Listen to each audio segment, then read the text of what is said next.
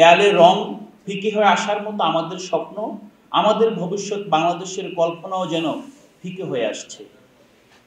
সেই প্রেক্ষাপটে Bangladesh study forum বাংলাদেশের যেই রাজনৈতিক দলগুলো আছে তাদের কল্পনায় ভবিষ্যতে আমরা কিরকম বাংলাদেশ দেখতে পাই, তারা কিভাবে বাংলাদেশকে চিত্রিত করছেন সেটা আপনাদের সামনে, তরুণদের সামনে তুলে ধরার চেষ্টা করছে। সেই প্রেক্ষিতে আজকে যারা উপস্থিত হয়েছেন, ইতিমধ্যে আমরা বক্তব্য শুনলাম আমার বাংলাদেশ পার্টির সম্মানিত সভাপতি মুজিবুর রহমান ভূঁইয়া মঞ্জু ভাইয়ের। এখন আমরা বক্তব্য শুনবো আরেকজন রাজনৈতিক যে অঙ্গনের বর্তমানে সবচেয়ে আলোচিত এবং সবচেয়ে সাপনিক যে ব্যক্তি, বাংলাদেশের সবচেয়ে বড় রাজনৈতিক দল বিএনপির ভারপ্রাপ্ত চেয়ারম্যান মহোদয়ের উপদেষ্টা মাহাদি আমিন ভাই, তার বক্তব্য আমরা শুনব। তার আগে শুধু একটা বিষয় বিডিএসএফ এর একজন সদস্য হিসেবে আমরা আপনাদের সামনে পুনর্ব্যক্ত করতে চাই।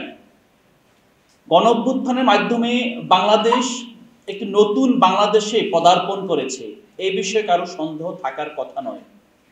কিন্তু আমরা বারবার দেখেছি যেই পুরনো ব্যবস্থা, যে পুরনো সেটেলমেন্ট বাংলাদেশের উন্নয়ন, বাংলাদেশের অগ্রযাত্রাকে দীর্ঘদিন ধরে আটকে রেখেছিল, তারা আবার সক্রিয় হচ্ছে।